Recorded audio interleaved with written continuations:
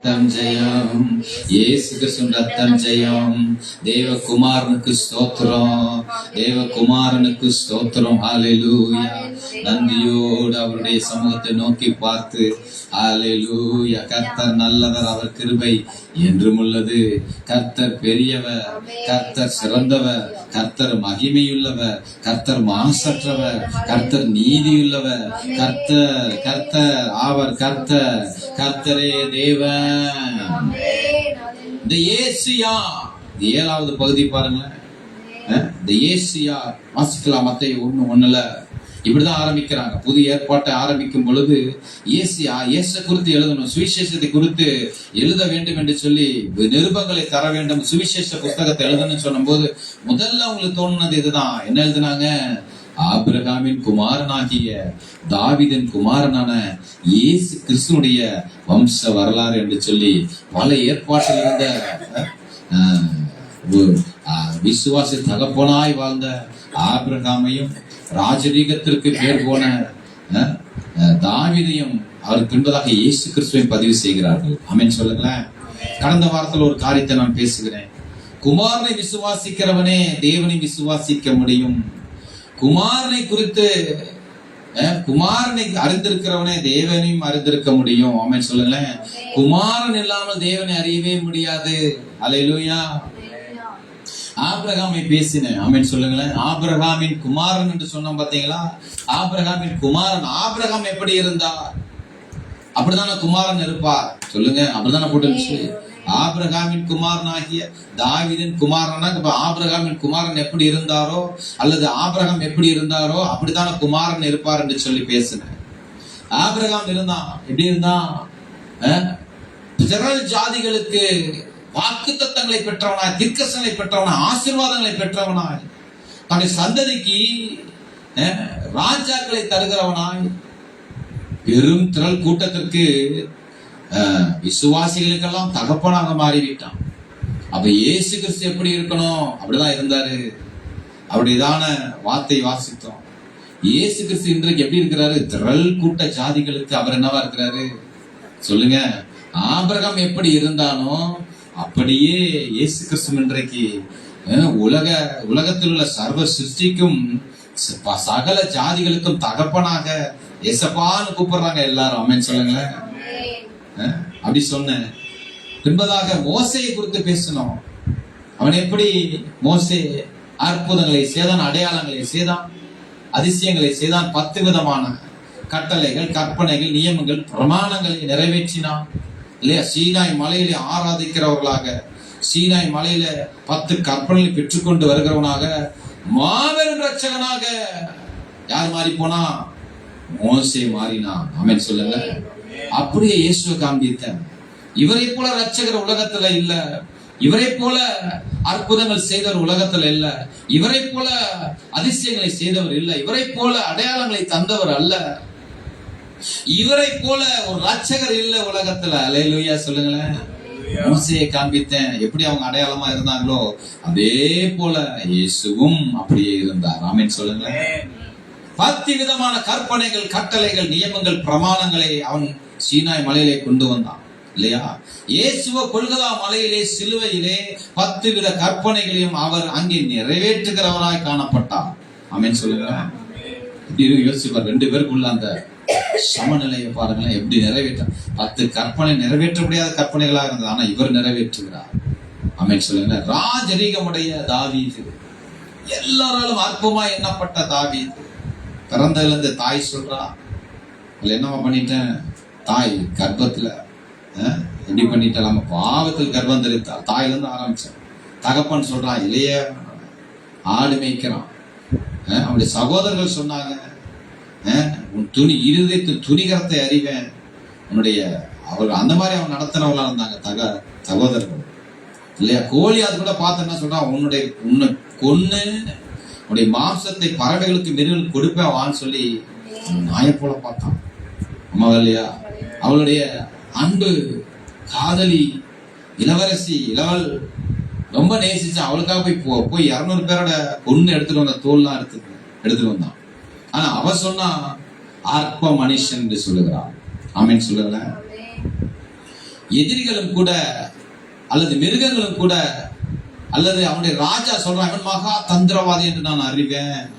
காய்வகரமாய் பார்த்த சவுல் இப்படி எல்லாம் இருந்தாலும் தன்னுடைய அபிஷேகத்தை விடாதவனாய், ராஜதிகத்தை விடாதவனாய், தேவனுக்கு உண்மையுள்ளவனாய், தேவ ராஜ்யத்தின் நிறைவேற்றுகிறவனாய் தாவீது காணப்பட்டான். ஆமென் சொல்லுங்க.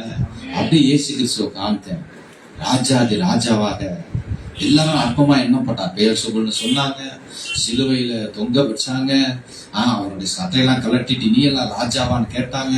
தேவனுடைய உன்னை சிநேகிக்கிறாரான்னு கேட்டு எவ்வளவு பரியாசம் பண்ணாங்க. கல்லர் முதற்கொண்டு எல்லாரும் பண்ணாங்க. ஆனாலும் தன்னுடைய பரிசுத்த ஆவியையோ அல்லது தம்முடைய ராஜரீகத்தை அவர் ஒரு நாள் விடவே இல்லை. அல்லேலூயா. தான் நடந்துச்சு. கர்த்தரோடு கூட இருப்பாராங்க. 2 பேரையும் தனித்தனியா காண்பித்தேன். இன்றைக்கு ஒரு காரியத்தை, முக்கியமான ஒரு காரியம், அல்லேலூயா, கோடான கோடி கிறிஸ்தவர்கள் இன்றைக்கு நம்ப மறுக்கிற ஒரு காரியத்தை, அன்றைக்கு இன்னைக்கு எத்தனையோ கிறிஸ்தவர்கள் இருக்கிறோம். எங்க திரும்பினாலும் கிறிஸ்தவங்க இருக்கிறாங்க. பிரைஸ் தி லார்ட் சொல்றோம், பிரைஸ் காட் சொல்றோம், அல்லேலூயா சொல்றோம், ஆமென் சொல்றோம், ஏதோ சொல்றோம் இல்லையா, பார்க்கும்போது சொல்றோம். ஆனா அன்றைக்கு ஒரு கிறிஸ்தவர் கூட இல்லாத நிலையில ஆபிரகாம் எப்படி நம்புனா இல்லையா? அடிமைப்பட்டு கிடந்த ஜனத்தம் எல்லாம் ஒரு பக்கம் இருக்கு. ஒரு நாடே ஃபுல்லாவே எல்லாருமே கிறிஸ்தவர் எல்லாம் அடிமைகள். யாரும் தேவனை விசுவாசிக்க முடியாத அளவிற்கு 4 தலைமுறை அடிமைகள். எப்படி மோசேயை விசுவாசித்து அங்க போனா அவங்களை கூட்டிட்டு வரலாம் நினைச்சான். எல்லாம் சாத்தியம் இல்லாத ஒரு காரியத்தை கர்த்தர் பேசினார் அவங்களோட. அந்த மாதிரி நேரத்தில் எப்படி இன்னைக்கு இவ்வளவு பேர் இருக்கிறோம், விசுவாசத்தை நம்ம என்ன செய்ய, பூமியில வம்சங்கள்லாம் ஆசீர்வதிக்கப்படும். ஏன் நம்மளால முடியலன்னா கூட இருக்கிற பாக்குறோம், ஃபேமிலி சரியில்லைங்க, கூட இருக்கிறவங்க வீட்டுக்காரர் சரியில்லைங்க, நான் என்னங்க பண்றது? இதெல்லாம் திருந்தினா தானே நமக்கு கொஞ்சம் நல்லா இருக்கும். இந்த அம்மா திருந்தினா நல்லா இருக்கும், இந்த ஐயா திருந்தினா நல்லா இருக்கும், இந்த தம்பி திருந்தினா நல்லா இருக்கும், இந்த அண்ணன் திருந்தினா நல்லா இருக்கும். எப்படி இருந்தா எப்படிங்க? ஃபேமிலியை பாக்குற போது நம்மள என்ன செய்யறோம், உடனே ஒருங்கி போகிறோம். ஒரு மறுதளித்து ஓடுகிற ஒருவனை பார்க்கிற பொழுது அல்லது மனம் திரும்பாத ஒருத்தனை பார்க்கிற பொழுது இயேசு எவ்வளவு என்ன தெரிஞ்சு பாட்டெல்லாம் பாடி மறுபடியும் அவன் என்ன செய்யறாங்க, திரும்ப உலகத்திற்கு திரும்புறவளை பார்க்கிற பொழுது நம்மளால நம்ப முடியல. என்னங்க ரட்சிப்பு உண்மையிலே வருதா, இயேசு கிறிஸ்து உண்மையில வர்றாரான்னு நினைக்கிற அளவிற்கு எப்படி இருக்குது நம்ம இருதயத்தை என்ன பண்ணிடுறாங்க, திரும்ப பண்ணுகிறார்கள். உரங்கொள்ள செய்ய வேண்டியவர்கள் என்ன செய்யறாங்க, உதிர்ந்து போக செய்யறாங்க. ஆனா அன்றைக்கு பாருங்க, யாருமே இல்ல, சுத்தி பாக்குறான், ஃபேமிலி எல்லாம் பாக்குறாங்க. ஆனால் எப்படி இவர்கள் சுற்றி இருக்கிற சூழ்நிலை சரியில்லை, குடும்ப உறவுகள் ஒன்றும் சரியில்லை, தேவனையும் தேவனுடைய வார்த்தையிலும் அறியாம இருக்கிறாங்க. குமாரனை அறிந்தவனே தேவனையும் அறிய முடியும். ஆபிரகாம் குமாரனை எப்படி காமிக்க முடியும்? தேவனை காண்பிக்கதே உங்க குதிரை கொம்பா இருக்குது. பேசுகிற தேவனுடைய வார்த்தைகளை சொல்லி அவர்களை சரி பண்ணுவதற்குள்ளேயே இவனுக்கு என்னவா மாறிடுது, அதுவே குதிரை கொம்பு. அப்படி இருக்கும்போது இயேசு எப்படி இருப்பார்னு யாருக்குமே தெரியாது. வார்த்தை வரல அது வரைக்கும் அவருடைய இது என்னன்னு தெரியாது. என்ன எந்த ஸ்டேட்டஸ்ல இருக்காரு யாருக்குமே தெரியல. வருகிறவரா இருக்கிறவரை எப்படி இவங்க எப்படி அறிவிச்சாங்க, எப்படி நம்பினாங்க, எப்படி அதை பிடித்து கொண்டாங்கன்னு தான் இன்னைக்கு பார்க்க போகிறோம். ஆமென் சொல்லுங்களேன். ரொம்ப முக்கியமான ஒரு போதனை. ஆமென் சொல்லுங்க. அல்லேலூயா. இன்னைக்கு கிறிஸ்துவம் அப்படிதான் இருக்குது. ஏன் நல்லா நீ பார்க்கும்போது அந்த பாசம் சரியில்லைங்க, இந்த சபை சரியில்லைங்க, நான் சொன்னேன் அன்னைக்கு அதே மாதிரி நடந்துச்சு பாத்தீங்களா, அப்படி சொல்றதுக்கு நிறைய பாயிண்ட்ஸ் இருக்குது. யூடியூப்ல நான் கேட்டேன், கரெக்டா சொன்னார் ஒருத்தர்.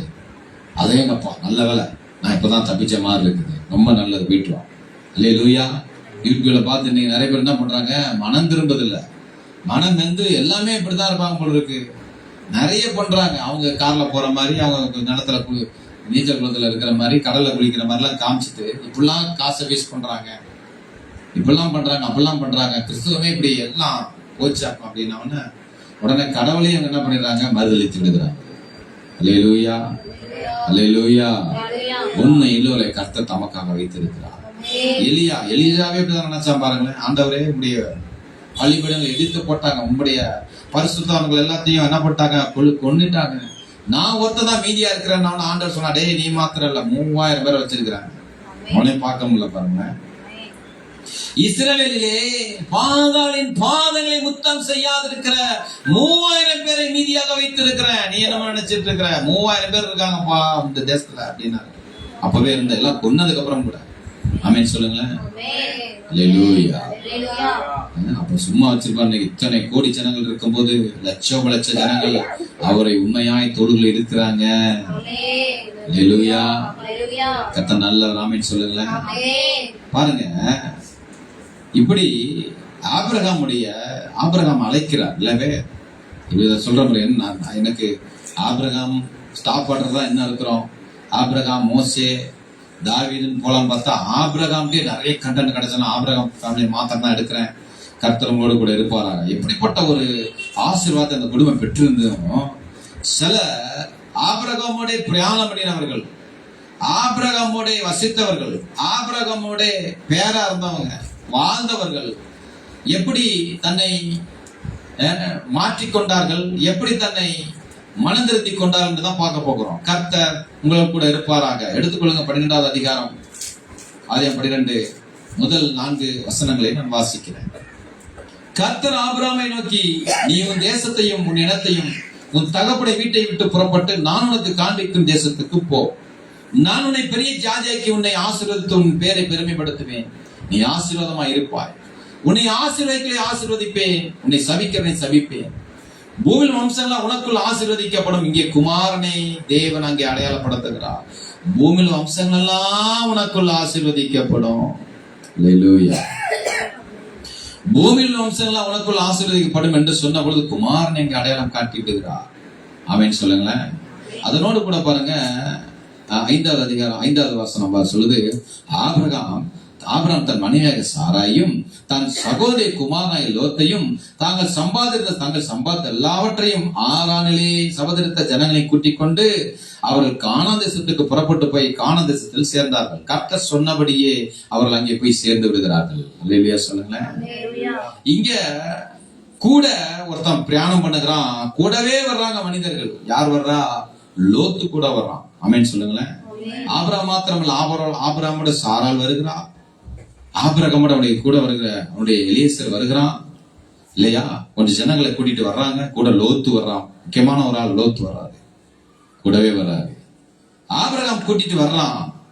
இவன் பாருங்க, தேவனுடைய வார்த்தைகளை இவனும் ஆபிரகாம் சொல்ல கேட்டு ஒரு நம்பிக்கையோடு தான் புறப்பட்டு வர்றான். கானான் வரைக்கும் வந்தாச்சு. லோத்து வந்தாச்சு. பிரயாணப்பட்டு அதன் தூரம் வரணும் இல்லையா. அவங்க இருந்ததுக்கும் கானானுக்கும் 1000 மைல் சொல்றாங்க. ஆமென் சொல்லுங்களேன். அப்ப இரவு பகல் பாராம வந்துட்டாங்க. வந்து கானான்ல சேர்ந்துட்டாங்க. பின்பதாக எகிப்துக்கும் போறாங்க. இந்த ஸ்டோரியில உங்களுக்கு தெரியும், அதனால கொஞ்சம் வேகமா போறேன். எகிப்துக்கும் போறாங்க. அங்கேயுமா லோத்து இருக்கிறான். ஆமென் சொல்லுங்களேன். அங்கே சாரால் அழைத்து கொண்டு போகப்படுது. அதெல்லாம் பாக்குறான். அப்பவும் இவன் விசுவாசம் இருக்கிறத பார்த்துட்டு இருக்கிறான். திரும்பவும் 13 அதிகாரத்துல திரும்பவும் கானானுக்கு அவர்கள் திரும்பி அனுப்பப்படுகிறார்கள். ஆமென் சொல்லுங்களேன். அப்படி எல்லா பிரயாணங்களிலும் கூடவே இருந்த லோத்து 13 அதிகாரத்துக்கு வருகிற பொழுது என்ன நடக்குது? அதுல பிரிகிறார்கள். ஆமென் சொல்லுங்களேன். 13 அதிகாரத்துல அதுல பாருங்க 2 பேருக்குள்ள பிரச்சனை வருது இல்லையா. 7வது வசனம், ஆபிரகாம் மந்தை மேய்ப்பருக்கும் லோத்துடைய மந்தை மேய்ப்பருக்கும் வாக்குவாதம் உண்டாயிற்று. கீழே போட்டிருக்கு 8வது வசனம், ஆபிரகாம் லோத்தை நோக்கி, எனக்கும் உனக்கும் என் மேய்ப்பருக்கும் வாக்குவாதம் வேண்டாம், நாம் சகோதரர். நீ இந்த தேசமெல்லாம் உனக்கு முன்பு இருக்கிறது அல்லவா. நீ என்னை விட்டு பிரிந்து போகலாம். நீ இடதுபுறம் போகலாம், நான் வலதுபுறம் போகிறேன். வலதுபுறம் போனால் நான் இடதுபுறம் போகிறேன் என்றான். அப்போ லோத்து தன் கண்களை ஏறெடுத்து பார்த்து யோர்தான் நதிக்கு அருகான சமபூமி முழுவதும் நீர்வளம் பொருந்தி இருக்கிறதாக கண்டான். கர்த்தர் சோதோமையும் குமாரம் அழிக்கும் முன்னே சோவாருக்கு போகும் வழிமட்டம் அது கர்த்தருடைய தோட்டத்தை போலவும் எகிப்து தேசத்தை போலவும் இருந்தது. அப்பொழுது லோத்து யோர்தானுக்கு அருகான சமபூமி முழுவதும் தெரிந்து கொண்டு கிழக்கே பிரயாணப்பட்டு போனான். இப்படி அவர்கள் ஒருவர் விட்டு ஒருவர் பிரிந்தார்கள். ஆமென் சொல்லல. கானானுக்கும் லோத்துக்கும் சம்பந்தம் கிடையாது. கானானுக்கும் லோத்துடைய காரிய சம்பந்தம் கிடையாது. ஆனா கானால் வந்து பெருகி விடுகிறார்கள். ஆமென் சொல்லுங்களேன். இவன் என்ன செய்யறான்? எங்க போறான் பார்த்தா கீழே போட்டிருக்கு, ஆபிரகாம் கானான் தேசத்தில் குடியிருந்தான். லோத் அந்த யோர்தானுக்கு அருகான சமீப பட்டணங்கள் வாசம் பண்ணி சோதோமுக்கு நேரே கூடாரம் போட்டான். சோதோமின் ஜனங்கள் பொல்லாதவர்களும் கர்த்தருக்கு முன்பாக மகா பாவிகளுமாயிருந்தார்கள். சோ ஆபிரகாம் என்கிற நீதிமானை விட்டு, ஆபிரகாம் என்கிற வாக்குத்தத்தம் பண்ணவனை விட்டு, ஆபிரகாம் என்கிற அழைக்கப்பட்டவனை விட்டு லோத்து பிரிந்து பொல்லாத ஜனங்கள் இருக்கிற சோதோம் குமாராவுக்கு நேரே கூடாரம் போட்டு உலகத்தோடு இணைய போகிறான். ஆமென் சொல்லல. ஆபிரகாம் அழைத்து கொண்டு வரப்பட்டவன் தான். அங்க வந்தவன பெருகிச்சு, நிறைய மந்தைகள், நிறைய பொருள்லாம் சேர்ந்த உடனே என்ன செய்யறான், ஆபிரகாம் இருக்க முடியாது. ஏன் இருக்க முடியல ஆபிரகாமோட? அவங்களுக்கு சொல்ல போகிறேன். ஆமென் சொல்லுங்களேன். ஆபிரகாமோட ஏன் முன்னால இருக்க முடியல? அப்படிலாம் இருக்க முடியல. பாருங்களேன், செல்வந்தர்களா மாறிட்டான். கூடவே பிரயாணம் பண்ண லோத்து செல்வந்தரா மாறிட்டான் இல்லையா? இப்ப லோத்து என்ன செய்ய, ஆசீர்வாதங்களோட தனியே பிரிந்து போகிறான். இப்ப ஒரு பெரிய பிரச்சனையில மாட்டிக்கிறான். ஆமென் சொல்லுங்களேன். 14வது அதிகாரத்துல அது அப்படியே நடக்குது. பிரிந்து போன உடனே அவனுக்கு ஒரு எஃபர்ட் கிடைக்குதாங்க. ஒரு பெரிய போர் நடக்குது. 5 ராஜாக்கள் 4 ராஜாக்கள் யுத்தம் செய்கிறார்கள். அது 4 ராஜாக்கள் ஜெயிக்கிறாங்க. 5 ராஜாக்கள் கூடத்துல இருந்த சோதம் குமாராவின் ராஜாக்கள் அங்கே முறிந்து விழுகிறார்கள். புறமிதுகிட்டு ஓடுறாங்க, தோத்து போறாங்க. தோத்த உடனே இந்த ராஜாக்கள் எழுப்பி 4 ராஜாக்கள் எழுப்பி சோதமையும் குமாரை கொள்ளடிக்கிறாங்க. கிட்டத்தட்ட எல்லாம் அந்த தேசங்கள் இருக்கிற எல்லாத்தையும் கொள்ளடிக்கும் போது லோத் அங்கே குடியிருந்ததுனால, ஏன்னா சோதமுக்கு நேரம் கூடாம போட்டிருக்கான், குடியிருந்ததுனால அவனுடைய பொருள்கள் எல்லாம் எடுத்துக்கொண்டு போய்விட்டார்கள். அவனையும் அடிமையாக எடுத்துக்கொண்டு போய்விட்டார்கள். வசனம் சொல்லுது. அப்படி இருக்கும்போது 11வது வசனம் பாருங்க. அப்பொழுது அவர்கள் சோதோமிலும் குமாராவுள்ள பொருள்கள் எல்லாவற்றையும், போஜன பதார்த்தம் எல்லாவற்றையும் எடுத்துக்கொண்டு போய்விட்டார்கள். ஆபிரகாமின் சகோதரனுடைய குமாரனான லோத்து சோதோமிலே குடியிருந்தபடியால் அவனையும் அவன் பொருள்களையும் கொண்டு போய்விட்டார்கள். இவன் சம்பாதித்து கர்த்தரவனுக்கென்று அருளினார். ஆபிரகாமோடு கூட இருந்ததுனால வந்த பொக்கிஷங்களை, பொருள்களை, லோத்தையும் கூட குடும்பத்தாரையும் என்ன பண்ணிட்டாங்க, சீஸ் பண்ணிட்டாங்க. ஆமென் சொல்லுங்களேன். தப்பியோடின ஒருவன் எபிரேயனான ஆபிரகாமிடத்தில் வந்து அதை அறிவித்தான். ஆபிரகாம் தன்னோடு உடன்படிக்கை சேர்ந்த மனிதராக எஸ்கோலுக்கும் ஆனருக்கும் சகோதரனாகிய மம்ரேன் எவருடைய சமபூமியில் அப்படி குடியிருந்தான். தான் சகோதரன் சரியாக கொண்டு போகப்பட்டதை ஆபிரகாம் கேள்விப்பட்ட போது அவன் தன் வீட்டிலே பிறந்த கைப்படைந்த 318 ஆட்களுக்கும் ஆயுதம் தரிப்பித்து தான் என்னும் ஒரு மட்டும் அவனை தொடர்ந்து வந்தான். தொடர்ந்து ராக்காலத்தில் அவனும் அவன் வேலைக்காரன் பிரிந்து பவுஞ்சுகளாய் அவர்கள் மேல் விழுந்து அவளை முறியடித்து தமஸ்கு இடதுபுறமான ஓவ மட்டும் துரத்தி சகல பொருள்களையும் திருப்பி கொண்டு வந்தான். தான் சகோதரனாக லோத்தையும் அவருடைய பொருள்களையும், ஸ்திரீகளையும், ஜனங்களையும் திருப்பி கொண்டு வந்தான். ஒண்ணு கூட மிச்சம் இல்லை, எல்லாத்தையும் கம்ப்ளீட்டா. ஆபிரகாம் என்ன செய்யறான், வெற்றி பெற்றவன் என்ன செய்யறான், போர் வந்துருச்சு ஆனால் ஜெயிக்கிறான். தன்னுடைய சகோதரனையும் அவருடைய எல்லாவற்றையும் என்ன செஞ்சான், திருப்பி கொண்டு வந்து விடுகிறான். அப்போ ஒரு சம்பவம் நடக்குது. 2-3 வாரமா நான் எடுத்துட்டு இருக்கோம். இதுல என்ன விஷயம், ஏன் ஆபிரகாமோட லோத் இருக்க முடியவில்லை? ஏன் ஆபிரகாமுடைய இவன் இன்னொரு அழகான ஒரு குடும்பமும் மாறி இருக்கலாம். ஆசீர்வதிக்கப்பட்ட சந்ததியாக லோத்தினுடைய குடும்பம் இருந்திருக்கும். ஆசீர்வதிக்கப்பட்ட ஜாதியாக அவர்களையும் ஒரு பெரிய ஜாதியாக இன்றைக்கு அடையாளம் கண்டிருக்கலாம். ஆனா அப்படி இல்லாம அருவருப்பின் சந்ததியாக லோத்து மாறி போனதன் காரணம் என்ன, கீழே போட்டிருக்கு. அவன் 18வது வசனம் பாருங்க. 2 ராஜாக்கள் வர்றாங்க. 14வது வசனத்துல சோதோம் ராஜாவின் வர்றான். 12வது வசனத்துல உன்னதமான தேவனுடைய ஆசாரியன் இந்த சாலேமின் ராஜாவாகிய மெல்கிசேதேக்கு அப்பம் திராட்சையும் கொண்டு வந்து அவனை ஆசீர்வதித்து வானத்தையும் பூமி உடையவராக உன்னதமான தேவனுடைய ஆசீர்வாதம் ஆபிரகாமுக்கு உண்டாவதாக, உன் சத்துருக்களை இவன் கையில் ஒப்பு கொடுத்த உன்னதமான தேவனுக்கு ஸ்தோத்திரம் என்று சொன்னான். இவனுக்கு ஆபிரகாம் எல்லாவற்றிலும் தசமபாகம் கொடுத்தான். அவன் கண்ணு முன்னாடி சோதம் ராஜா வர்றான், இன்னொரு ராஜா வர்றான், சாலேமின் ராஜா வர்றான். 2ஐயும் லோத்து பார்க்கிறான். தன்னை கொள்ளையாக கொண்டு வந்து விட்ட எல்லாவற்றிலிருந்து ஆபிரகாம் என்ன பண்ணிட்டான், அடிமைத்தனத்தை விடுதலையாக்கி விட்டான். எல்லா பொருளும் அவன்கிட்ட இருக்குது. திரும்ப வந்துருச்சு. அடேங்கப்பா, ஐயோ அதெல்லாம் போயிடுச்சுன்னு நினைச்சேன், நகை போயிடுச்சுன்னு நினைச்சேன், மனைவி போயிட்டா, பிள்ளைங்க போயிட்டாங்கன்னு நினைச்சேன், எல்லாத்தையும் கொண்டு வந்துட்டான். ரொம்ப நன்றிப்பா ஆபிரகாம், என்ன நினைச்சு பாத்தியப்பா. அப்பதான் அந்த உன்னதமான ஒரு காரியம் நடக்குது. தேவகுமாரனுடைய அடையாளமா இருக்கிற திராட்சை ரசத்தையும் தேவகுமாரனுடைய சரீரமா இருக்கிற அப்பத்தையும் எடுத்து சாலேமின் ராஜா அவனுக்கு சோத்திரம் என்று சொல்லி அவனுக்கு பங்கிட்டு கொடுக்கும் பொழுது லோத்து கூட இருக்கிறாங்க. இவன் அதை அனுசரிக்கவில்லை. ஏன்? குமாரன் நம்பாத ஒரு லோத்து. குமாரனை நம்பாதவன் தேவனை அறியாதவனாய் இருக்கிறான். அறியவும் முடியாது, அவரிடத்துல ஆசீர்வாதத்துல தங்கவும் முடியாது. ஏன் கிறிஸ்தவர்கள் தங்க முடியல ஆசீர்வாதத்துல? குமாரனை அறிய மாட்டேங்கிறாங்க. வார்த்தை மாத்திரம் பிடிச்சுக்கிட்டு எனக்கு அது நடக்கல, அற்புதத்தை மாத்திரம் பிடிச்சா அது எனக்கு நடக்கல, மிராக்கிள் அவங்களுக்கு மாத்திரம் நடக்க எனக்கு நடக்கல. பொறாமையும் பொருள்கள் மேல கண்ணு போச்சுன்னா, உலகத்தின் மேல கண்ணு போச்சுன்னா, சோதம் குமாராக்கு நேரே கூடாரம் போட்டு அமர்ந்திருக்கிற அவர்கள் என்ன செய்யறது இல்ல, அவங்க கண்ணு அதுலயே தான் இருக்கு. பொருள் இருந்து எடுக்க மாட்டேங்கிறான். எல்லாம் கரெக்டாக பாருமா, எப்படி திரும்ப வந்துருச்சு, பரவாயில்ல, ஏதோ அவன் பண்ணிட்டான், நமக்கு ஏதோ ஹெல்ப் பண்ணிருக்கான், பரவாயில்ல.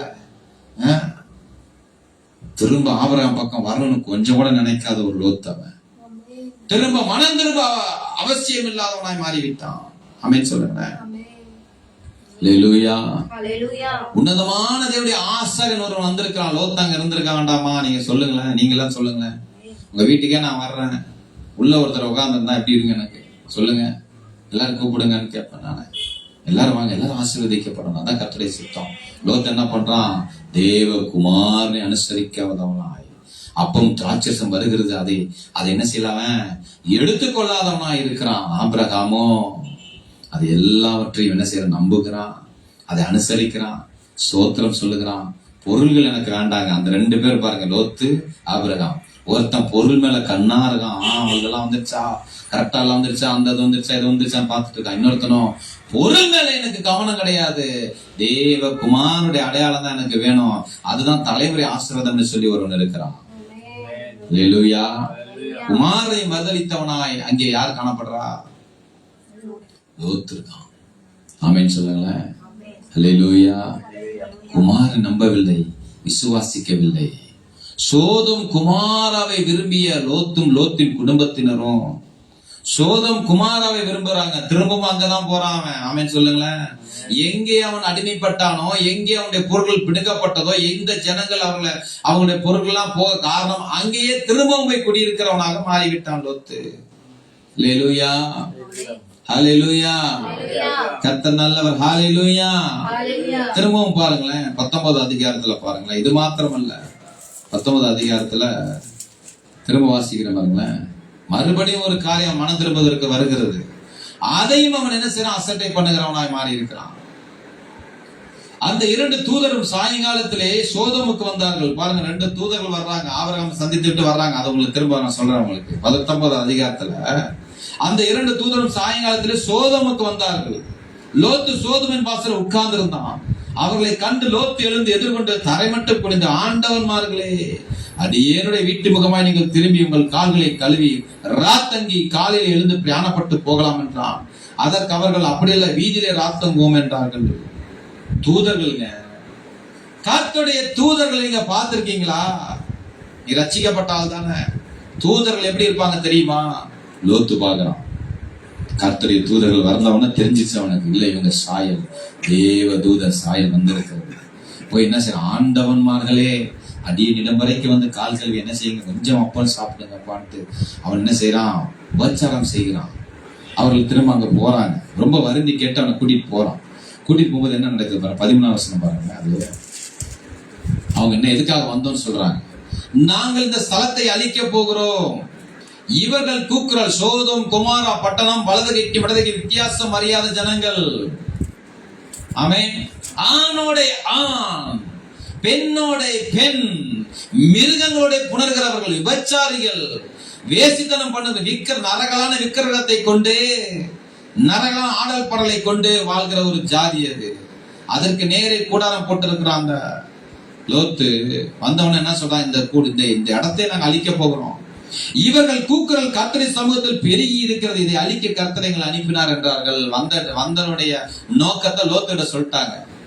சொன்னவனும் என்ன செய்யறான் பாருங்களேன். அப்பொழுது லோத்து புறப்பட்டு என்ன பண்றான்? அங்க போய் கேட்கிறான். 15ல பாரு, கிழக்கு வெளுக்கும் போது அந்த தூதர் லோத்தை நோக்கி, பட்டணத்திற்கு வரும் தண்டனை அழியாதபடிக்கு எழுந்து உன் மனைவியையும் இங்கே இருக்கிறவன் 2 குமார்த்திகளையும் அழைத்துக் கொண்டு போய் என்று சொல்லி அவனை துரிதப்படுத்தினார்கள். அல்லேலூயா.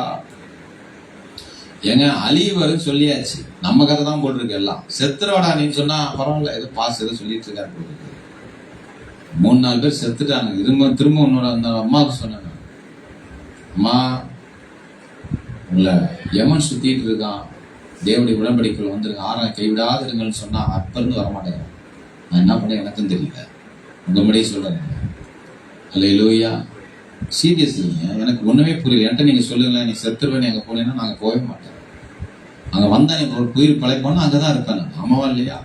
மக்கள் எப்படி இருக்காங்க எனக்கு சுத்தமே எனக்கு அவுட் ஆஃப் மைண்ட்ல இருக்கு.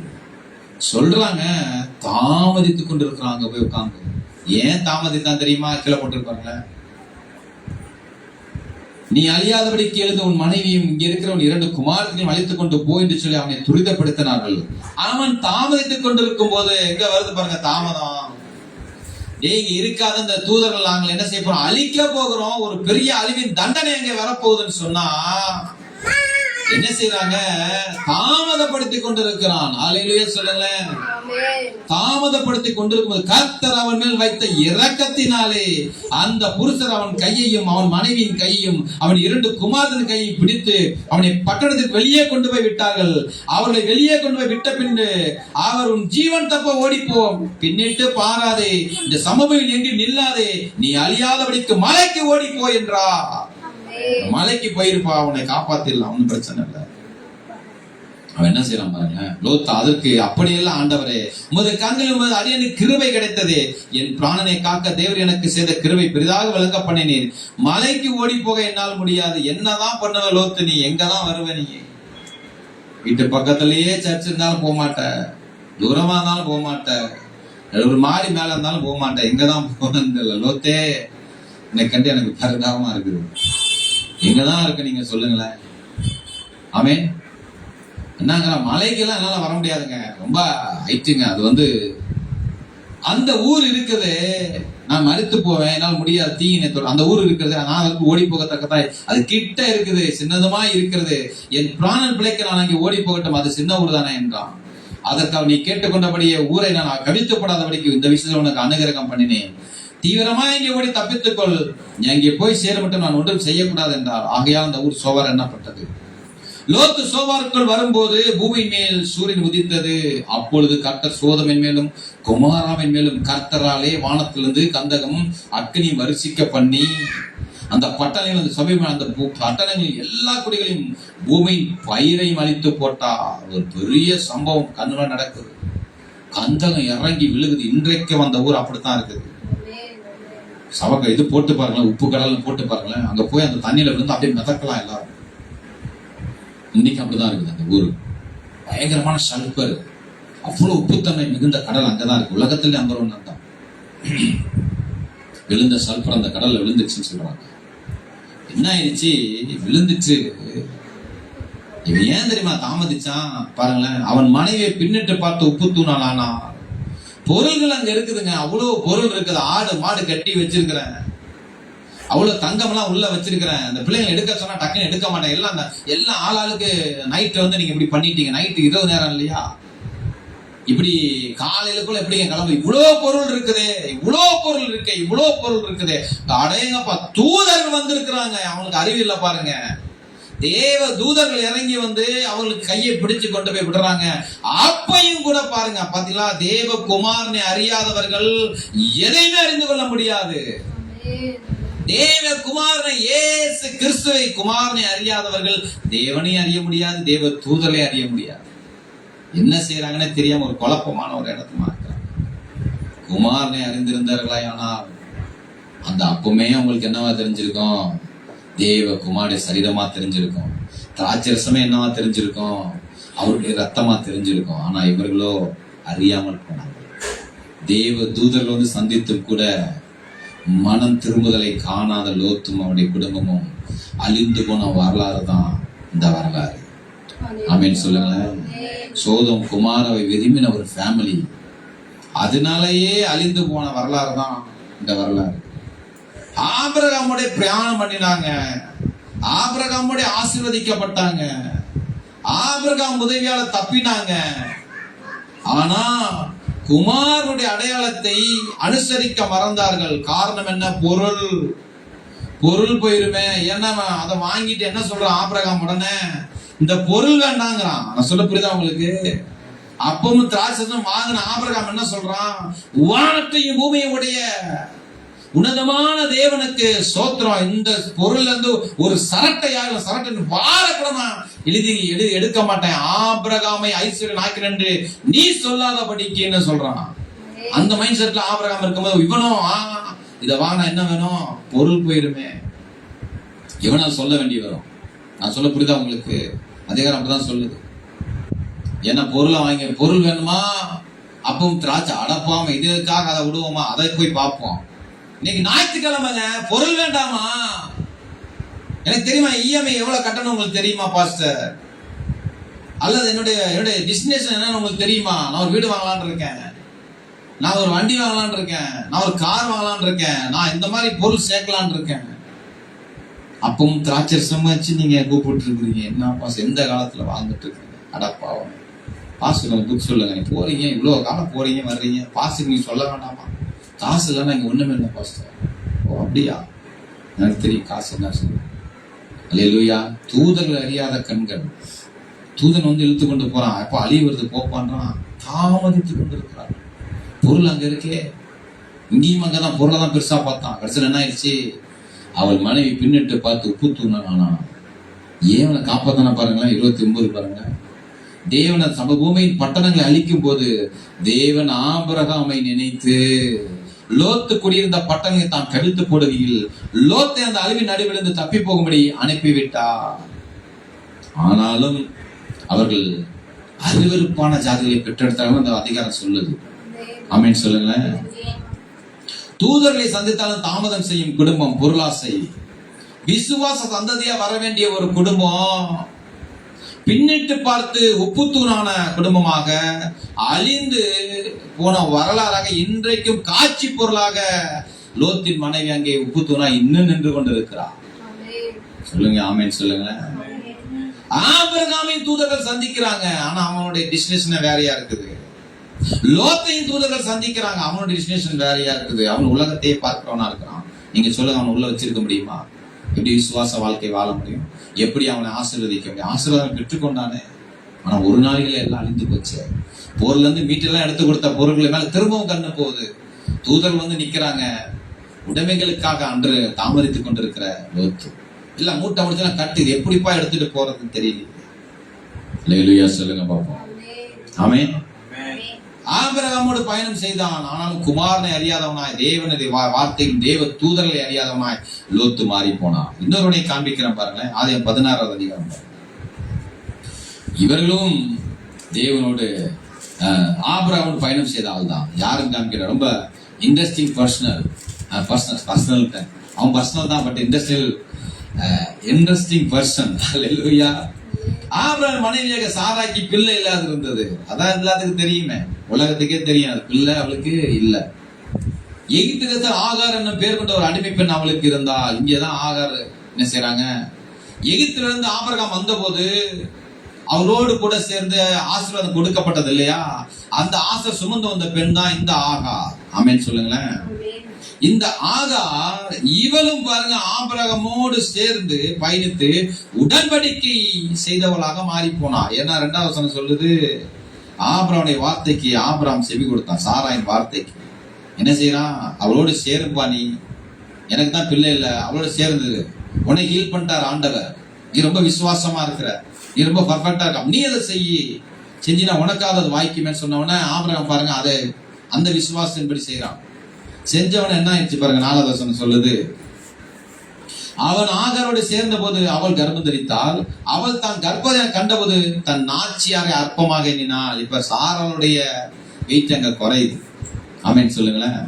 6வது வசனம் சொல்லுது, அதற்கு ஆபிரகாம் சாராயை நோக்கி, இதோ ஒரு அடிமை பெண் கைக்குள் இருக்கிறாள், என்னங்க இப்படி பண்ணிட்டா, என்ன அற்பமா என்றான ஆபிரகாம் கம்ப்ளைண்ட் போகும்போது அவன் சொல்லிட்டான், நீ உன் கையில தானே இருக்கிறா, அடிமை பெண் உன் கைக்குள் இருக்கிறாள், உன் பார்வைக்கு நலமானபடி அவளுக்கு செய் என்றான். நலமானது செய்யணும்னா என்ன செய்யறா பாருங்க. அப்பொழுது சாராய் அவளை கடினமாய் நடத்தினபடியால் அவளை விட்டு ஓடி போனான். ஆமென் சொல்லுங்களேன். அடிமைகள் அன்றைக்கு அப்படிதான் ரொம்ப நடத்தும் போது ஓடிடுவாங்க. இவனும் பார்க்கிறான், ஆபிரகாமோடு ஒரு உடன்படிக்கை செய்து அவனோடு சேர்ந்து பிள்ளை வயித்துல இருக்குது. கவனிக்கிறீங்களா? உள்ள யார் இருக்கா? இஸ்மவேல் இருக்கான். என்ன செய்யறா, நாச்சியா ரொம்ப கடினமா நடத்துற உடனே புள்ளத்தாச்சி என்ன பண்றா, ஓடுறா. இன்னும் மேல முடியாது, பிள்ளைக்கு ஏதாவது ஆயிடுச்சுன்னு என்ன பண்றது, ஓடுறா. கடினமான சூழல்ல குடும்பத்தை விட்டு பிரிகிறா. பின்பதாக தேவன் சித்தம் அறிகிறாள். பாருங்களேன் 6வது வசனம் சொல்லுது மறுபடியும். 6 கீழே அவ்வளவு வாசிக்க. கர்த்தருடைய தூதனானவர் அவளை வனாந்தரத்திலே சூருக்கு போகிற வழி இருக்கிற நீரூற்றில் கண்டு, இங்கே ஒரு தூதன் வந்து ஆபிரகாம் ஃபேமிலியை சந்திக்கிறான். லோத்தை சந்தித்த தூதர்களை பார்த்தோம். இங்க ஆகார சந்தித்த தூதர், அது வரைக்கும் தூதரை அவர் கண்டதே கிடையாது. கவனிக்கிறீங்களா? ஆபிரகாமோடு பயணித்தா அடிமையா ஒரு சூப்பரான ஒரு கிரேடு வருது. என்னது? ஆபிரகாமுக்கே மனைவியா மாறலாம், துணைவியா மாறலாம், ஒரு ஸ்டேட்டஸ் வருது. மாறிட்டா கர்ப்பமும் தரித்து விட்டாள். அடேங்கப்பா, ஆபிரகாமுக்கு சொல்லப்பட்ட வாக்கு தத்தத்தை சுமந்த பிள்ளையாக அது ஒண்ணு இருக்குமே அவன் ரொம்ப நினைச்சிட்டு இருக்கும் போது கடினமா நடத்த ஒரு சூழ்நிலை அதை விட்டு ஓடி போறான். ஒரு சொல்லு தாங்க முடியாம ஓடிட்டா. ஓடுனவள தேவ தூதன் வந்து சந்திக்கிறார். கர்த்தருடைய தூதனானவர். சாரை அடிமை பெண்ணாகிய ஆகாரை எங்கே இருந்து வருகிறாய், எங்கே போகிறாய் என்று கேட்டார். அவள், நான் நாச்சரை சாராய் விட்டு ஓடி போகிறேன் என்றாள். அப்பொழுது கர்த்தருடைய தூதனார், நீ நாச்சரண்டைக்கு திரும்பி போய் அவள் கையின் கீழ் அடங்கீர் என்றார். பின்னும் கர்த்தருடைய தூதனார் அவளை நோக்கி, உன் சந்ததி மிகவும் பெருக பண்ணுவேன், அது பெரிய எண்ணி முடியாதா இருக்கும் என்றார். 2 சொல்றார், நீ போய் அவள் கையில அடங்கியிரு. நான் கர்த்தருடைய தூதனை பார்த்த உடனே அடங்கியிரு. ஒரு காரியம் சொல்ற, அடங்கி இருக்குன்னு பாருங்க. சாரைக்கில நீ அடங்கிரு, உன் வம்சம் பெருசா மாறப்போகுது அப்படின்னு 2மே சொல்றாரு. நீ அடங்கி இருக்கும் பொழுது உன்னுடைய சந்ததி பெருகி இருக்குன்னு சொல்றாரு. ஆமென் சொல்லுங்களேன். எண்ணி முடியாதா வேற இருக்குன்னு சொல்றாரு. பின்னும் கர்த்தருடைய தூதன் அவளை நோக்கி, நீ கர்ப்பவதியா இருக்கிற ஒரு குமாரனை பெறுவாய். கர்த்தர் அங்கலாப்பை கேட்டபடி நான் அவனுக்கு இஸ்மவேல் என்று பேருவாயாக. பேரையும் சொல்றாரு. எவ்வளவு கைட்னஸ் நடக்குது பாருங்க. ஆபிரகாமை வித்து என்பதனால வாக்குத்தத்தம் பண்ணப்பட்ட அவருடைய குடும்பத்தாரை எப்படியெல்லாம் கர்த்தர் காக்க வேண்டும் என்று நினைக்கிறார் என்பதை யோசித்து பாருங்க. வாக்குத்தத்தம் பண்ணப்பட்ட அவனே பெருசா நினைக்கல, அவரு கூட இருக்கிறவங்களை கூட எவ்வளவு கனமா நன்றா இருப்பாருங்க.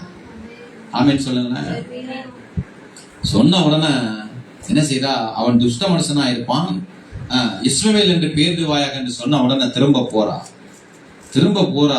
திரும்ப என்ன நடக்குது பாருங்க. 21வது அதிகாரத்துல மறுபடியும் அந்த தாயினுடைய குணாதிசயத்தோடு பிறக்கிற அந்த பிள்ளை என்ன பண்றான் பாருங்க. 9வது வசனம் பாருங்க, 21:9. மறுபடியும் நடக்குது பாருங்க. பின்பு எகிப்து தேசத்திலாகிய ஆகார் ஆபிரகாமுக்கு பெற்ற குமாரன் பரியாசம் பண்ணுகிற சாரால் கண்டு ஆபிரகாமை நோக்கி, இந்த அடிமை பெண்ணையும் அவள் மகனையும் புறம்பே தள்ளும். இந்த அடிமை பெண்ணின் மகன் என் குமாரனாக ஈசா கூட சுதந்திரவளையா இருப்பதில்லை என்றால் தன் மகனை குறித்து சொல்லப்பட்ட இந்த காரியம் ஆபிரகாம் மிகவும் துக்கமா இருந்தது. அப்பொழுது தேவன் ஆபிரகாமை நோக்கி, அந்த பிள்ளையும் அடிமை பெண்ணை குறித்து சொல்லப்பட்டது உனக்கு துக்கமா இருக்க வேண்டாம், ஈசாக்கு சந்ததி விளங்கும், ஆதலால் சாரா உனக்கு சொல்வதெல்லாவற்றையும் கேள். அடிமை பெண்ணின் மகனும் உன் அடிவித்தா இருக்கிறபடியால் அவனை ஒரு ஜாதியாக்குவேன் என்றால். அங்க இருக்கக்கூடிய சூழ்நிலையை அவங்களே கெடுத்துறாங்க. ஏற்கனவே நாச்சியார் அற்பமா என்னன்னு உடனே துரத்தி விட போறான். ஏன்னா அவங்க வாக்குத்தத்தம் பண்ணப்பட்டதுல தாய், விசுவாசிகளுக்கெல்லாம் தாய் என்கிற ஒரு இதுல அவளை அப்படி கர்த்தர் பாக்குறாரு, ஜனங்கள் பாக்குறாங்க. இவ கூட இருக்கிறவன் என்ன செய்யறா, அற்பமா என்னன்னு உடனே ஆபிரகாம் சேர்ந்த உடனே வெளியே ஓடி போக முடியாத நிலை மாறுது. இப்ப அவன் பையனை அதே அப்படியே அனுப்பிச்சிட்டு இருக்கான் பாருங்களேன். அவன் பையன். ஆமென் சொல்லுங்க. அல்லேலூயா. கிறிஸ்துவர்களை அற்பமாய் பார்க்கிற ஒரு கூட்டம் இருக்குதுங்க. கிறிஸ்துவர்களை ஒரு பொருட்டா என்னாத ஒரு கூட்டம் இருக்குதுன்னா அந்த கூட்டம் தான் இந்த கூட்டம். அதுதான் இதை கொண்டு வந்து. ஆமென் சொல்லுங்களேன். ஆபிரகாமோடு சேர்ந்து எல்லாம் பிள்ளை பக்கம் தெரியுது. ஆனா அந்த பிள்ளைக்கு என்ன சொல்லி கொடுக்கணும்? அவர் தான்ப்பா, இவங்க தான்ப்பா, கர்த்தருடைய தூதன் சொல்லியிருக்காருப்பா, நீ அமைதியா அடங்கி இருக்கணும்னு சொல்லி இருக்கணும்.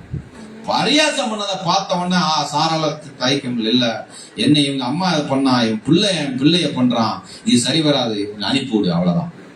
கரெக்டான ஸ்டேட்மெண்ட் எடுத்துட்டா. ஆண்டவரே அதான் சொல்றாரு, ஆகா நீ துக்கமா இருக்காரா, அவள் எடுத்த ஸ்டேட்டஸ் கரெக்டான முடிவு எடுத்திருக்கா, அனுப்பிவிடு. சொன்ன உடனே ஆபிரகாம் அதிகாலை எழுந்து அப்பத்தையும் ஒரு துருத்தி தண்ணீரையும் எடுத்து ஆகட தோழி மேல் வைத்து பிள்ளையும் உப்பு கொடுத்து அவளை அனுப்பிவிட்டான். அவள் புறப்பட்டு போய் தேசம் மனதில் அழிந்து திருந்தாள். துருத்தில தண்ணீர் செலவழிந்த பின்பு அவள் பிள்ளையை ஒரு செடியின் கீழே விட்டு, மறுபடியும் பாருங்க, பிள்ளையை சாக பார்க்க மாட்டேன் என்று எதிராக அம்பு பாயும் தூரத்துல போய் உட்கார்ந்து சத்தமிட்டு அழுதாள். தேவன் பிள்ளையின் சத்தத்தை கேட்டார்.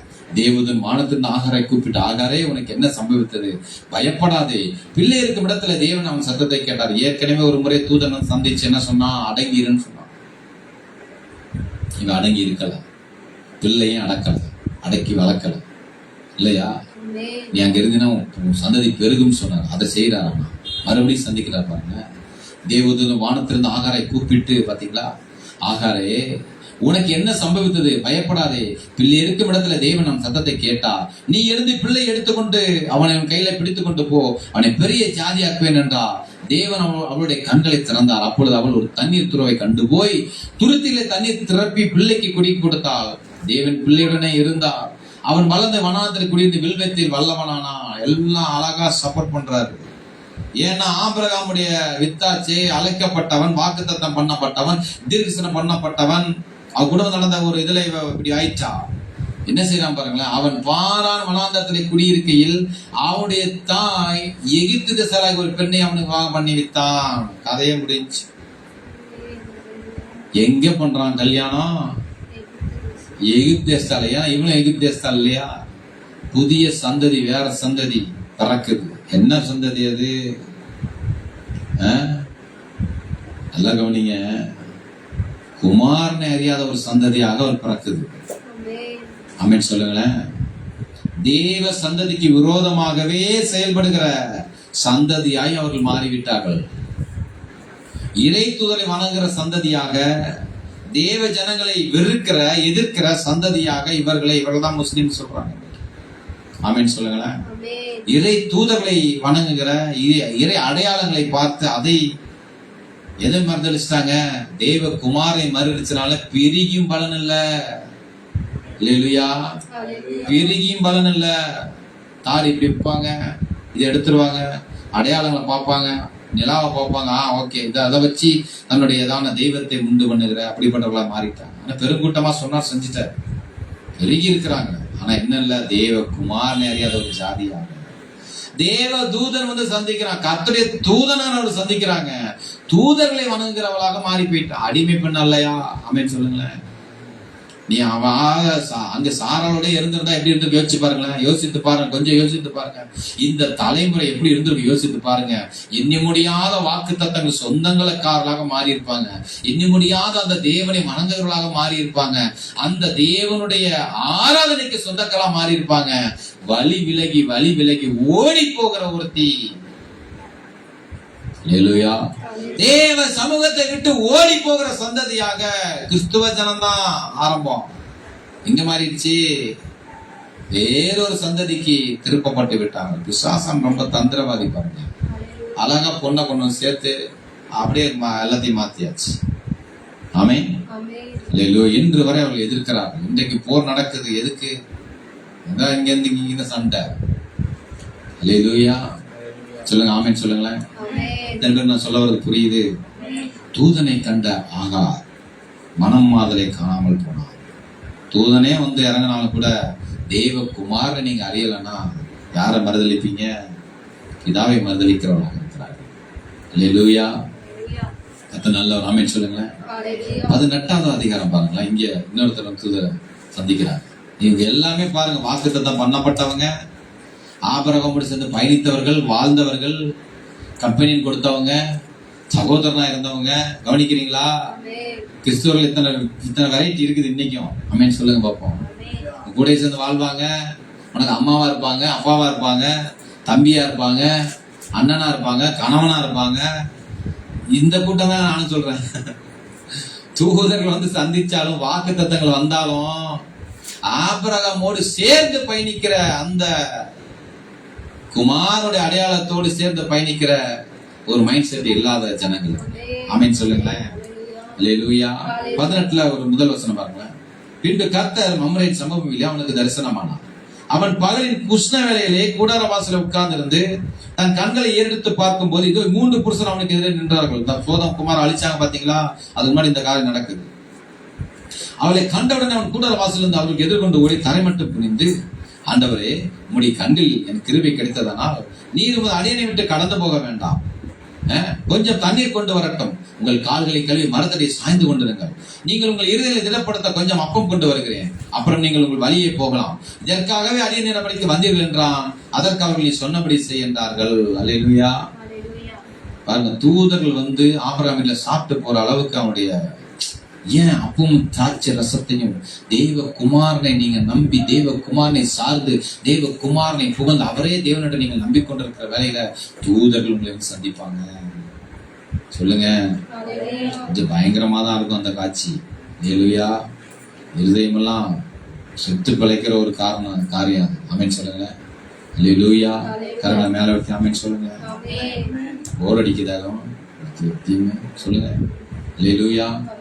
பாருங்க, கொஞ்சம் தண்ணி, நீங்கள் உங்கள் இருதயங்களை திடப்படுத்த கொஞ்சம் அப்பம் கொண்டு வருகிறேன், அப்புறம் நீங்கள் வழியே போகலாம், இதற்காகவே அடியன் வரைக்கும் வந்தீர்கள் என்றான். அவள் அந்த சொன்னபடி செய்கின்றார்கள். அப்போ ஆபிரகாம் தீவிரமாய் கொண்டாட சாராடத்திற்கு போய், நீ சீக்கிரமாய் 3 படி மெல்லிய மாவு எடுத்து பேசி அந்த அப்பம் சொல்லி என்றான். ஆபிரகாம் மாட்டு மந்தைக்கு ஓடி ஒரு நல்ல இளங்கன்றை பிடித்து வேலைக்காரன் கையிலே கொடுத்தான். அவனை சீக்கிரத்தில் சமைத்தான். ஏன், யார் வந்திருக்கா? தூதர்கள் வந்திருக்கிறாங்க. எப்படி இருக்கு யோசிச்சு பாருங்க. பியூட்டிஃபுல் தூதர்களோடு வாசம் பண்ணுகிற ஒரு வாழ்க்கைக்கு தான் அவங்க அழைக்கப்பட்டிருக்கிறீங்க. ஆமென். மனுஷன் கூட வாசம் பண்ணீங்கன்னாக்கா நாற்றம் தான். தூதர்கள் எப்படி இருப்பாங்க யோசித்து பாருங்க. தீப கனிகளை சாப்பிடுகிறவர்கள் அவங்க, ஜீவ தண்ணீர் ஊற்றில் பிடிக்கிறவங்க அவங்க. ஹல்லேலூயா, ஆமென் சொல்லுங்களேன். ஆபிரகாம் மாட்டு மந்தைக்கு ஓடி ஒரு நல்ல இளங்கன்றை பிடித்து வேலைக்காரன் கையிலே கொடுத்தான். அவனை சீக்கிரத்தில் சமைத்தான். ஆபிரகாம் எண்ணெயை பால் சமைத்த கன்றையும் எடுத்து வந்து அவர் முன்பாக வைத்து அவர்கள் அருகே மடத்தில் நின்று கொண்டிருந்தான். அவன் புசித்தார்கள். அவர்கள் அவனை நோக்கி, உன் மனைவி சாராள் எங்கே என்றார்கள். அதோ குடாரத்தில் இருக்கிறாள் என்றான். அப்பொழுது அவர், ஒரு உற்பவ கால திட்டத்தில் நிச்சயமான இடத்திற்கு திரும்ப வருவேன், அப்பொழுது மனைவியாக சாராளுக்கு குமாரன் இருப்பான் என்றார். சாராள் அவருக்கு பின்புறமாய் கூடார வாசல் இதை கேட்டுக் கொண்டிருந்தார். ஆபிரகாமும் சாராளும் வழி திசை என்று முதிர்ந்தவர்களாக இருந்தார்கள். சிறியலுக்குள்ளே வழிபாடு சாராளுக்கு நின்று போயிற்று. ஆகையால் சாராள் தன் உள்ளத்தில் நகைத்து, இந்த கிறிஸ்துவ பாத்தீங்களா எப்படி இருக்குன்னு, காசு ரொம்ப நகைக்கல, பொருள் போய் போர்ல வெற்றி கொண்டான், அதெல்லாம் நகைக்கல. எப்ப நகைக்கிறா? நடக்காதவனை பார்த்துப்பேன். இதெல்லாம் என்ன நகைக்கிற ஒரு விஷயம் இவர்கிட்ட இருக்கு. ஆமென் சொல்லுங்களேன். நான் கிழவியும், ஏன் நகைச்சான்னு அதை போட்டிருக்கு. நான் கிழவியும், கிட்டத்தட்ட 90 தாண்டி 90 வந்துருச்சு. அன்னைக்கு ஒரு அம்மா அப்பா 90 வயசு வந்துச்சு, நான் பார்த்தேன். நடந்துதான் வந்துதாங்க. ஆமென் சொல்லுங்களேன். பழைய ஆள் அவங்க நடந்து வந்தாங்க. டீ கடை வச்சிருக்கேன் நாங்க. 90 வயசு ஆளை பார்க்கறதே பெரிய சந்தோஷம் இல்லையா? அதுவும் அந்த மாதிரி நடந்து அந்த மாதிரி வந்துட்டு போனதெல்லாம் கத்த நல்லவன். என் ஆண்டவன் பாருங்க, இவ கிழவியா இருக்கல, என் ஆண்டவன் முதிர்ந்த வயதுள்ளவர் ஆன பின்பு எனக்கு இன்பம் உண்டாயிருக்குமோ என்றார். அப்பொழுது கர்த்தர் ஆபிரகாம் நோக்கி, சாராள் நகைத்து, நான் கிழவியா இருக்க பிள்ளை பெறுவது மெய்யோ என்று சொல்வானே. வந்தது தூதர்னு கரெக்டா தெரியுது. அங்க பேசுனது ஆபிரகாமுக்கு கேட்கல, யாருக்குமே கேட்கல. உள்ளத்துல சொன்னது யாரு கேட்டுருச்சு? தூதர்கள் அப்படியே அப்சர்வ் பண்றாங்க என்ன நடக்குதுன்னு. விசுவாசத்தை அறிகிறவர்கள் இவர்கள் எல்லாமே. கர்த்தரால் ஆகாத காரியம் உண்டோ? உற்பவ கால திட்டத்தில் உண்டத்தில் திரும்ப வருவேன், அப்பொழுது சாராளுக்கு குமாரன் இருப்பான் என்றார். உற்பவ கால திட்டத்தை கொண்டு வந்து ஆபிரகாமுக்கு சொல்ல வந்த தூதர்களை பார்த்து நகைக்கலாமா? நகைக்கிறான். இதெல்லாம் நடக்கிற காரியமான்னு சொல்றா தூதர்கிட்டயே. தூதர்களை கண்டும் ஏன் அப்படி சொல்றா? குமாரனை அறியவில்லை,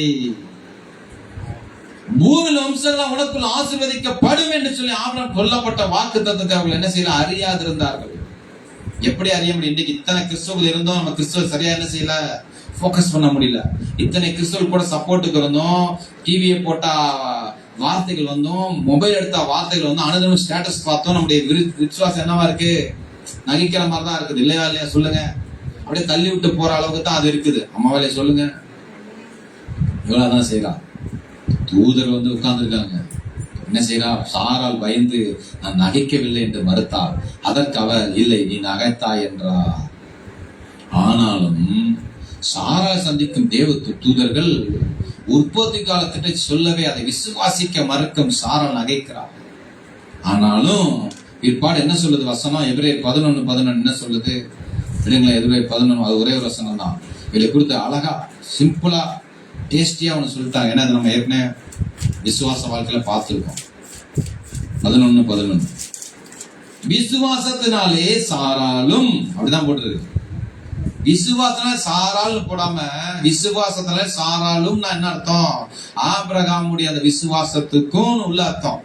சாராலும் வாக்குத்தத்தம் பண்ணினர் உண்மை இல்லவென்று எண்ணி. நீங்க நினைக்கிறீங்களா கர்த்தர் உண்மை இல்லவரா இருக்கிறாருன்னு? உண்மை இல்லவர் சொன்னா கரெக்டா அது நடந்தே தீரும், நடக்கும், நடந்தே தீரும். எப்படி நடந்துரும்?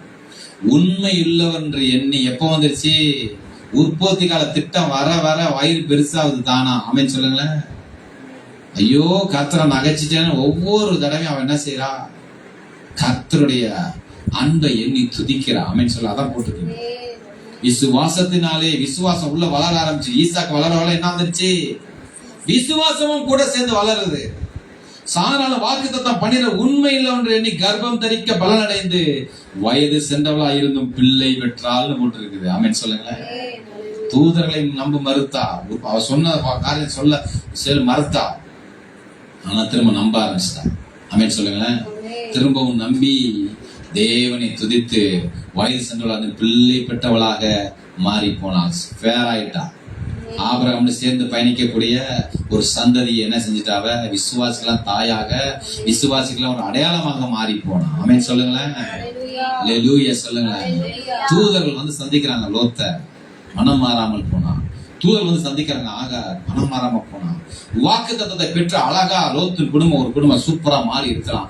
இன்னொரு தனி பெரும் கதையா வரலாறா மாறி இருக்கலாம். ஆகார் கூடவே இருந்து அவள் என்ன செஞ்சிருக்கலாம், தனி பெரும் விசுவா. ஏன்னா அவ்வளவு பெரிய வாக்குத்தத்தத்தை கொடுத்திருக்கிறாங்க. யாரை கொடுத்துட்டாங்க?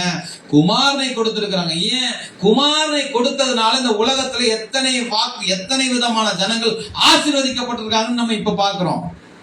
அப்ப குமார் நம்பி இருந்தா இந்த குடும்பங்கள் எப்படி இருந்திருக்கும்? தலைத்து செழித்து வளர்ந்து பெருகி குமாரனை ஆராதிக்கிறவா இருந்திருப்பாங்க.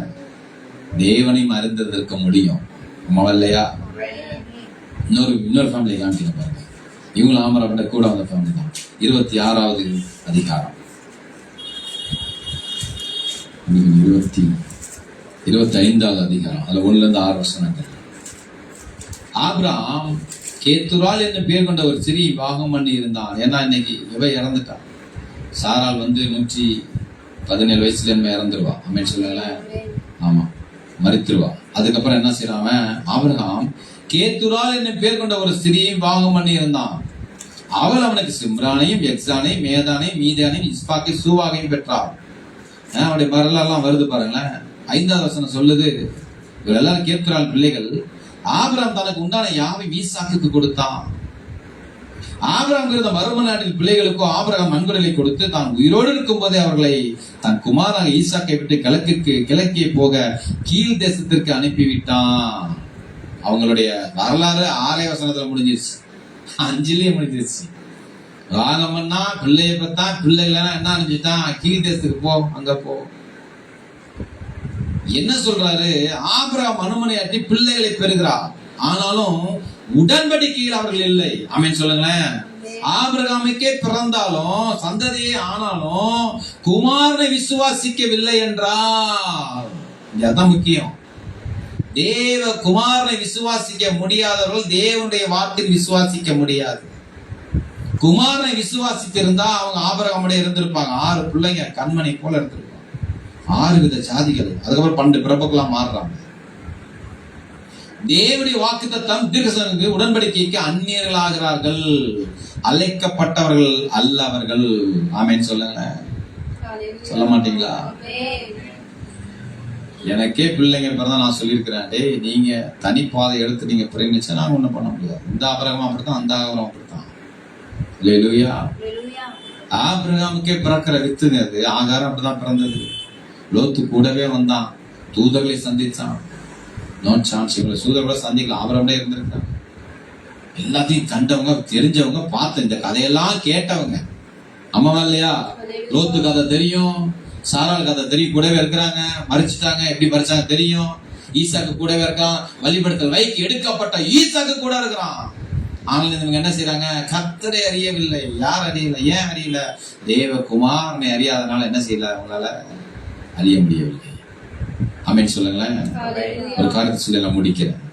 மத்தேயு 1 வசனம் சொல்லுது, ஆபிரகாமின் குமாரனாகிய தாவீதின் குமாரனான இயேசு கிறிஸ்துவின் வம்ச வரலாறு என்று சொல்லுகிறது. கடைசி வசனம் சொல்லுது அவர் யார் என்பதை. ஆமென் சொல்லுங்களேன். முதல் வசனம் கடைசி வசனம் ரொம்ப முக்கியம் பாருங்க. மத்தேயுல கடைசி வசனம் சொல்லுது, என்ன சொல்லுது? வாசிக்கிறேன் பாருங்களேன். 18ல இருந்து 16ல இருந்து வாசிக்கிறேன். 11 சீசர்களும் கலிலேயாவிலே இயேசு தங்கள் குறித்த மலைக்கு போனார்கள். அங்கே அவரை கண்டு பணிந்து கொண்டார்கள். சிலரோ சந்தேகப்பட்டார்கள். அப்பொழுது இயேசு சமீபத்தில் வந்து அவர்களை நோக்கி, வானத்திலும் பூமியிலும் சகல அதிகாரம் எனக்கு கொடுக்கப்பட்டிருக்கிறது. ஆகையால் நீங்கள் புறப்பட்டு போய் சகல ஜாதிகளும் சீசராக்கி பிதா குமாரன் பரிசுத்தாவின் நாமத்தில் அவர்கள் ஞானஸ்நானம் கொடுத்து, ரொம்ப முக்கியமான ஒரு காரியம் இது. நான் உங்களுக்கு கட்டளையிட்ட யாவர் கைகொள்ளும்படி உபதேசம் பண்ணுங்கள். இதோ இதர முக்கியமான வசனம், இதோ உலகத்தின் முடிவு பரியந்தம் சகல நாட்களிலும் நான் உடனே கூட இருக்கிறேன் என்றார். ஆமென். தொடக்க வசனம் சொல்லுது ஆபிரகாமின் குமாரனாயின தாவீதின் குமாரனான இயேசுவின் வம்ச வரலாறு சொல்லுது. அவர் வரலாறு எழுதுறப்ப கடைசியில் என்ன சொல்லிட்டாரு?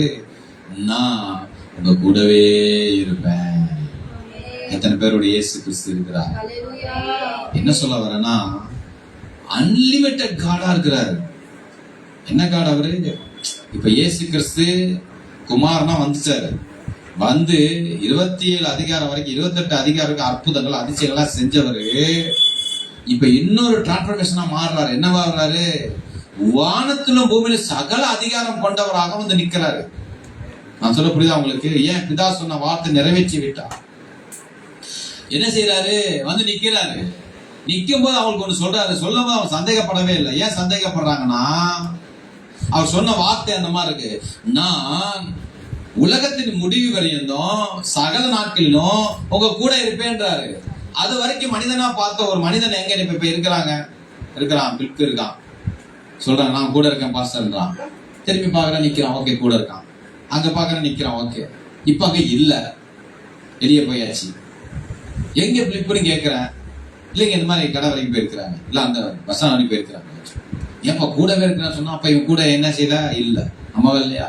ஆனா இயேசு கிறிஸ்து என்ன சொல்றாரு? நான் இங்க இருந்தாலும் இருக்கிறாரு, கேரளா போனாலும் இருக்கிறாரு, கனடா போனாலும் இருக்கிறாரு, நான் டெல்லி போனாலும் இருக்கிறாருன்னா இப்ப என்ன அர்த்தம்? Unlimited God. எல்லா இடங்களும் வீட்டிருக்கக்கூடிய சர்வ வல்லமை இல்ல அந்த மகிமையை அங்க காண்பிக்க முடியல. அவன் சொல்லுங்களேன், நான் சொல்ல புரியுதா உங்களுக்கு? நீங்க வீட்டுல இருந்தா, நீ சமைக்கட்டுல இருந்தா இருப்பாருங்க. ஹலோ, இயேசு கிறிஸ்து யார் சொல்லுங்க? அதான் நான் பார்த்துட்டு இருக்கோம். எங்கும் நிறைந்த ஒரு வல்லமையை அங்கே வெளிப்படுத்துகிறார். அன்லிமிட்டட் சர்வ வல்லமையில் ஆல்மைட்டி காட் வெளிப்படுத்துகிறார். உன் கூட இருக்க முடியும், என் கூட நீங்க இருக்கலாம். இன்னொருத்தர் கூட இருக்க முடியும்னா எப்ப முடியும்? இன்னொருத்தர் கூட இருக்க ஒரு கோடான கோடியுடைய இருதயங்கள்ல இயேசு கிறிஸ்து இன்றைக்கு இருக்கிறார். ஆமென் சொல்லுங்களேன். அப்ப அவர் யாரா இருக்க முடியும்? சர்வ வல்லமை உள்ளவராக அவர் இருக்கிறார். தேவன் எப்படி ஆபிரகாமுடைய சொல்லி சர்வ பூமியில வம்சங்கள்லாம் உனக்குள்ள ஆசீர்வதிக்கப்படும் என்று சொன்னாரோ, தேவன் எல்லாரோட எப்படி இருந்தாரோ அதே மகிமையோடு இயேசு கிறிஸ்து இன்று நம்மோடு இருக்கிறார்.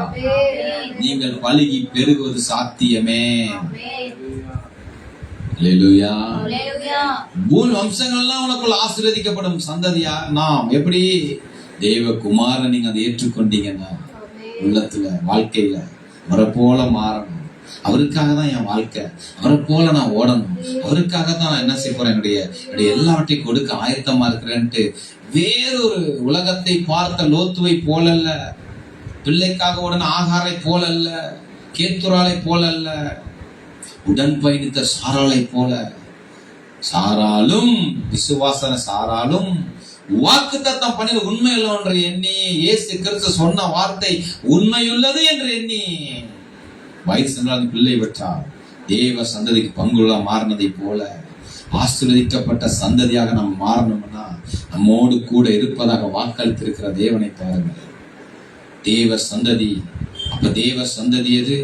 ஆசீர்வதிக்கப்பட்ட சந்ததி எது என்றால் குமாரனை ஏற்றுக்கொண்ட அந்த சந்ததி தான். லோத்து சந்ததி ஆசீர்வதிக்கப்படலையே, குமாரனை பதிலிச்சாங்க. ஏன் இந்த கூட இருந்த குழந்தைங்க பெற்ற கேத்துவாளர் பிள்ளைங்க ஆசீர்வதிக்கப்பட 6 பேர் ஏதோ ஒரு இடத்துல போயிட்டாங்க. நான் சொல்ல புரியுதா உங்களுக்கு? கூட எல்லாம் பிரயாணம் பண்ணாங்க, கூட வாழ்ந்து கூட இருந்தாங்க, பிள்ளைகளை பெற்று போயிட்டாங்க ஆகாரலாம். ஆனாலும் வாக்குத்தத்தம் பண்ணப்பட சந்ததிங்க வரல.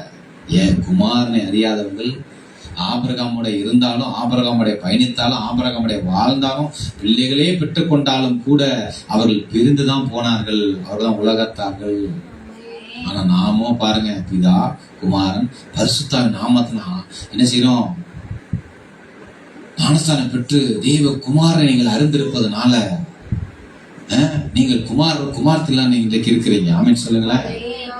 எங்கும் இருப்பவர் குமாரன் தாம் பெற்ற அதிகாரத்தை வெளிப்படுத்துகிறார். அந்த இடத்துல தாம் எங்கும் நிறைந்தவர்கள் மகிமை வெளிப்படுத்துகிறார். உலகத்திலே மரித்தவரெல்லாம் அடக்கம் பண்ணப்பட்டார்கள் இல்லையா? மரித்தார், அடக்கம் பண்ணப்பட்டார், சிலுவையிலே உலகம் எப்படி சொல்லுது? இயேசு கிறிஸ்துவ அவர் அடிக்கப்பட்டார், ஊழியம் எல்லாம் பண்ண நல்லதெல்லாம் பண்ணாருங்க. ஆனா என்ன பண்ணாங்க? அவரை கொன்னுட்டாங்க, சிலுவையில தொங்குனாருங்க, மரித்தாருங்க, சிலுவையிலே கோர மரணம் அடைந்தார்னு சொல்றாங்க. நாமோ இயேசு தாம் யார் என்பதை சீசருக்கு வெளிப்படுத்துகிறார். நான் உங்க கூடவே இருப்பேன், நான் உங்களோடு இருப்பேன் சொல்லக்கூடிய ஒரே அதிகாரம் மிக்கவர் இயேசு மாத்திரமே.